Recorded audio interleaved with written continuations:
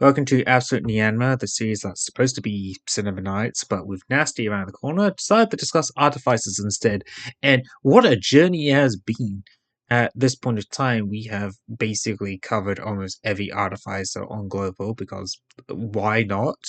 They are a very interesting subclass of the supported branch who could be split easily into two different schools of design, which made it fun to analyze them. Sure, when I did that Alana video, I did not intend to go down this route, but here we are talking about currently the only 6-star Artificer in Global, and dare I say a very popular Male Knight pick, Stainless, because damn, there's nothing like a hot, sweaty mechanical genius to quench your thirst, especially when he fits into the best niche knights of the game with his Fire AS skin, which is the only image of Stainless you'll be seeing for the rest of the video, so get used to looking at it. So let's do it. Let's talk about the king of offensive artificers and see how he tops Alana and Windflit. This is our fifth video on artificers now, so I'm just going to skip the usual banter and discuss Stainless design philosophy instead. If that bothers you, maybe you should just watch like the other artificer videos instead if you want that artificer breakdown. Maybe not the Stainless one, not Windflit one. That one was really terrible, and I do apologize for ever thinking of making that video. Anyway, Stainless is a 6-star design with the offensive artificer school or thought, but he's in an interesting position because from a chronological standpoint, he was the second offensive artificer to release and the third overall artificer to release, only being predated by Windflit, who came to us with third Annie, and Roberta, who came with main story episode 9, which is interesting when you think about it. He is a 6-star that had to build upon the foundation set by a very bad 5-star offensive artificer and a basic but good 4-star defensive artificer, whilst still doing something unique that justified his 6-star privilege. And you know what? I think he succeeded considering those circumstances. If anything, the only problems I have with him is how each skill is a wall of text. And considering the AK playbase can barely read a sentence, how do you expect him to comprehend all this? Pair this with the fact that Artificers aren't really a popular class to begin with. He was relegated to Male Knight rosters, although I see Male Knighters who have him M9 admit that they don't even know what he does, which really says something about the average Male Knighter. Don't worry though, unlike most Male Knighters, I have reading comprehension on my side most of the time, so we can actually get these talents and skills with ease. So let's do that. As per usual with Artificers, we have a core talent that facilitates the whole playstyle of the Artificer, while also laying out how many devices they can hold and how many they can have deployed at once. So we will tackle that fast, although this talent is unique for the class. Battlefield Engineer names your devices as stainless multipurpose platforms, which is a very good naming scheme, to be honest, and lets him carry 3 of these devices at once, but only have 2 of them deployed at once, and that's basically it. You see, he borrows from the Trap Masters a little here by having the passive part of his equipped skill dictate the use case of that device, which gets big props for me, making the 6 stars of this subclass unique by letting them have an arsenal of buffs they can choose from instead of being hyper-focused on applying a single buff compared to their lower rarity members, while giving them an incredible amount of use cases. Like, of course, by design, all his buffs are focused on offensive buffing, but there's a lot of things you can do with that in that space regardless, so it doesn't matter. And seeing Nasti end up copying this approach, I think it's proof of how well this worked out. Now, since his kit does follow in the steps of Trapmaster skill and talent design, this means he has a second talent that helps pop up his overall playstyle, which is cost cutting. Basically, when a device expires, he has a 70% chance of recovering a device if that device expires within the surrounding 8 tiles of him, which basically means he's using the devices to buff himself on an ally adjacent to him. He can save himself a skill activation most of the time to recover that device, basically. I think this is the most questionable part of this kit. Simply not having that recycle be global hampers one of the greatest appeals of Artificers, which is the Persuader global range buffing we gain through those devices. That said, I still like it because the recycle does work if you retreat the devices near him.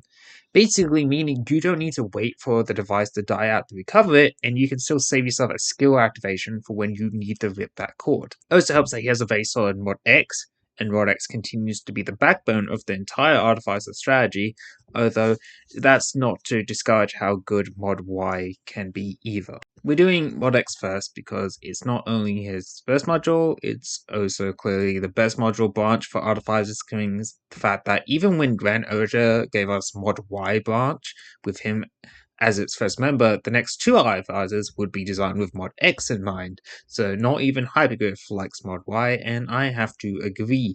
Mod X is just giving you an extra device on spawn with an increased cap and a cheaper deployment cost for said devices, which is just a level of value that's hard to compete against. So Mod 1X is a given for Stainless, especially with his non-recycle skill in mind, but they also gave cost-cutting some powerful quality of life stuff here by letting the devices SP barrier if they're within his range and increase his chance to recycle. That just saying it, you want mod 3 on this module because it's a 0.2 second SP gain and a 90% chance to recycle, which is insane value. And fun fact, if you get the potted talent as well, it's a 100% chance to recycle. Yeah, he has a pay to win mechanic, but who cares? He's hot. While I hate that they double down on his limited range of these buffs are also just too damn good to be angry at anyway. On the other hand, his mod Y is questionable at worst once again. Its mod 1 trait pretty much incentivizes the rapid deployment devices, which is something I can get behind as a gimmick, but then the mod 2 and 3 is just weak sauce. It's just a +4 attack speed mod 2 and a mod 3 at +6, which is Like, I would rather use Alana S1 at this point, because while yes, Stainless can attach this to his main buff as a bonus, Alana S1 makes her devices last longer and provide a stronger version of this at cheaper costs. For me, this is a module more designed for future Artificers than it was for Stainless specifically, which I can personally get behind. If I have to scratch it, Mod 1 might be really good in conjunction with his S3, but I still think the overall value of the Mod X is just going to be better here. That said, an artificer that's designed with this Mod Y in mind could be very fun. But like I said, on Stainless, its Mod Y is a gimmick compared to Mod X's solid bonuses, and its gimmick status is only further cemented by its talent upgrades. So what I'm just going to say is just build the Mod X first, and go for the Mod Y if you want to try something funky, is my opinion on this. I know these skills are wordy, but they're actually quite easy to comprehend if you actually read them. S1, for example, is just a lot of words that could be summed up as big damage buff. Extreme Firepower lives up to its name, with the devices applying a very basic attack buff when the device is applied to an operator, with the active part of the skill then giving Stainless an extra modifier in the form of, well, deals damage equal to X%, and multiplying the passive buff with the trade-off being that all the devices expire as soon as the skill expires. This is going to be hard to sell without doing too much of that dread maths, but I'm going to try my best here. At skill level 7, the passive buff is 12%, with the active on is a 36% modifier, and allows Stainless to attack steal 170% of his attack as damage, and that's chunky value. In my mind, that's like easily a 106% damage increase, but I know in actual maths that damage increase is far more reasonable. My estimate puts it around 30%, 50% overall improvement. I'm not checking that claim because I already do enough maths at work. I don't want to bring it here to my hobby as well now. The point is that this is solid work for a skill that only lasts 17 seconds and has a somewhat unreasonable charge time of 45 seconds, but considering the fact these devices won't explode until the skill has been both activated, then expired, and Stainless gets an inbuilt SP barrier of Mod X. I think 45 SP is a reasonable cost. For you M3 chasers, the main value is going to come in the form of adding an extra 3 seconds to the uptime, a 200% damage modifier for Stainless, and a 4x multiplier to the passive buff, meaning it's like a 48% buff, which is solid handiwork, but I think most of the time its value is mainly going to be in that passive, which doesn't get increased from masteries. So masteries on this is personal preference, I think. Personally, considering the fact that Stainless can actually stack this attack buff on the same target for multiple devices, his S1 can be a ridiculously fun enabler in the hands of a madman, so if you are a nutcase, give this skill masteries and delete everything and anything from your screen. Next up is efficient resupply, which gives us a twist on the classic of devices on a time limit, makes Stainless into a crusher, and turns his devices into SP suppliers, usurping Windshit. Basically, the passive of this skill lets the device supply a single SP every 3.5 seconds to its target at the cost of the device losing 0.4% of its max HP per second. While the skill is active, the devices will supply SP faster, with it being a 2-second max at skill level 7 at the cost of a doubled up max HP loss, and gives Stainless a solid attack and defense buff, while also letting him hit enemies equal to his block count, making him a mini crusher of sorts. First things first, since these devices rely on their HP as a timer over a traditional countdown timer, I actually did try passive healing on these devices to see if that can extend the uptime, and it doesn't work. But let's do some real quick calcs. Since the devices have a set HP of 100, it's losing about 0.4 HP at base with 0.8 HP when the skill is active. So quick, probably wrong maths.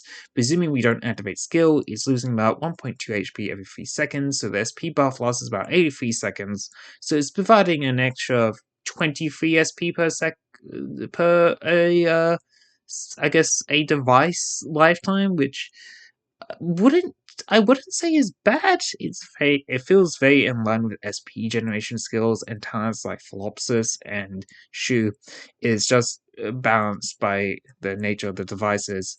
Also, for those wondering about masteries, M3 is only giving him a 20% boost to both his stats and shaves off a 5 SP of the skill downtime, which I personally wouldn't consider doing.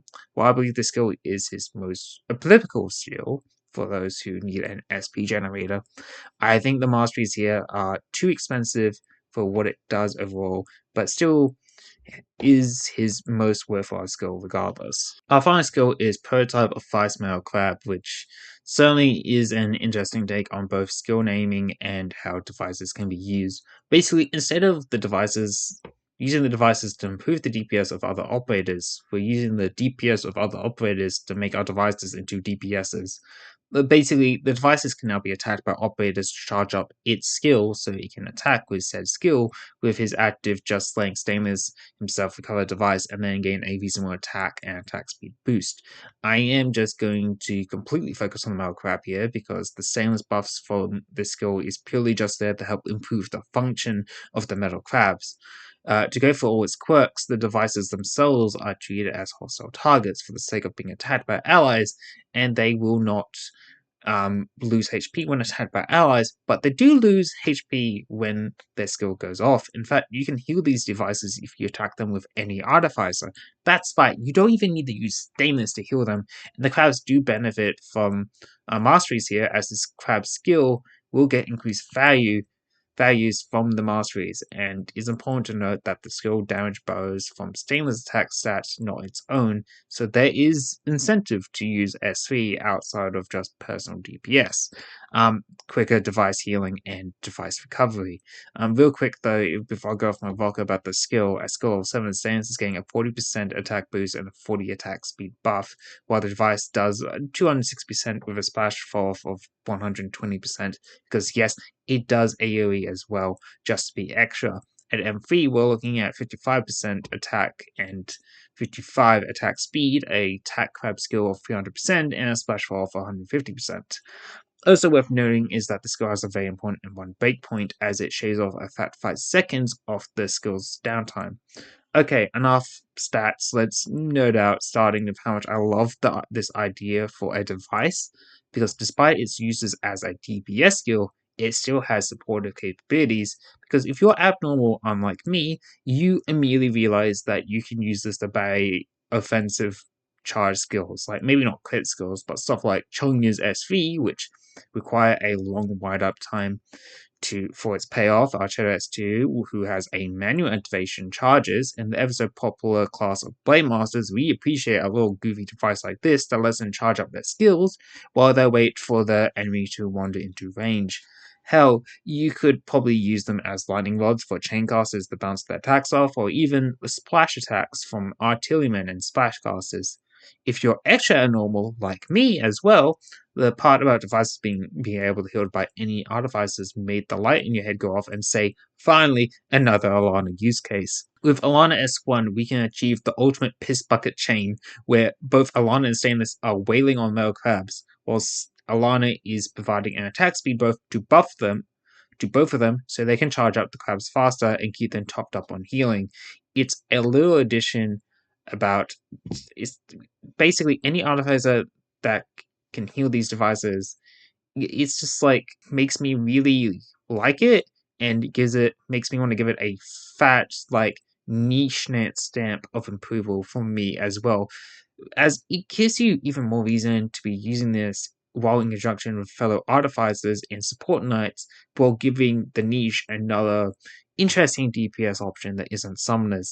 It also feels like I'm missing out on even more nuance with these collabs, but I think what I covered is more than enough to get you guys salivating like I am right now in a non-horny way. I get it, the AI skin on is like makes him like look such like a power bottom. But we're talking about skills here. We don't have time to be horny on main right now.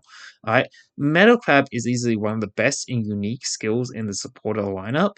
And I love how they were able to find a great balance between an actual offensive skill and a unique buffer situation while doing that. And it is a worthwhile skill to add into any Artificer fan's toolkit. Stainless is easily one of the best artificers in the game, which is standard, I guess, considering his competition was a bunch of 5 stars and Roberta up to Nasti's release. But even with Nasti in the pool, Stainless will continue to pull his own weight, while Nasti will be offering a more defensive alternative to his S2 through her own devices. Stainless will still hold the title of best offensive buffer with his ability to stack his S1 devices on the same target and the uniqueness of his S3 devices. Being able to charge up offensive recharge skills while still providing TPS is going to be incredibly unique. I know with the Dolphy video, I definitely persuaded some of you guys to acquire Dolphy, which is fair, but allow me to make a suggestion. Get Stainless instead. Look, I love both of these operators for their uniqueness, and while Dorothy is core Cinema Knights, while Stainless is a fringe pick for the Cinema Knights niche, as he's over there in the ambient sensation category for the niche, I just think Stainless is cooler. Maybe this is that Robin bias at it again, but while Dorothy is a very fun and creative take on Trap Masters, Stainless is a very fun and creative take on an offensive buffer, arguably even being a better instructor than most instructors in the game, and will hopefully be more widely usable for you guys compared to Dorothy. But let's be honest, whenever in a situation like this, the answer should always be wow, 2 cakes, which means just get both. I don't care if you have plans to save up for Wang with his Wang out or Cal's Resurrection. You should throw all your funds at acquiring Dorothy and Stainless so we can have fun with both of these cakes. It's just like what my always says, life is better with 2 cakes. Yeah, she never really did say that. In fact, her English was very poor. But my point still stands. Get 2 cakes. Bye.